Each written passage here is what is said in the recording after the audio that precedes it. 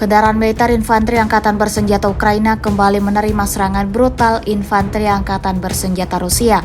Seperti yang terlihat dalam sebuah video yang ramai beredar di Telegram pada Jumat 22 Maret 2024. Dalam cuplikan video menampilkan detik-detik kelompok militer Rusia melayangkan serangannya ke arah kendaraan militer Ukraina yang terlihat di medan pertempuran. Tampak ledakan dahsyat yang diikuti dengan kepulan asap yang tebal serta kobaran api yang sangat besar.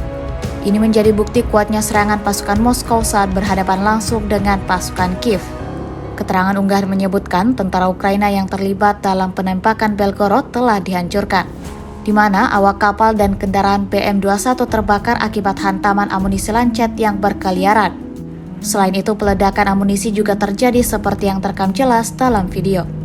Keterangan unggahan juga menambahkan kelompok penutup perbatasan negeri terus memburu prajurit Ukraina dari pasukan pembunuh anak dan pengecut yang menyerang warga sipil.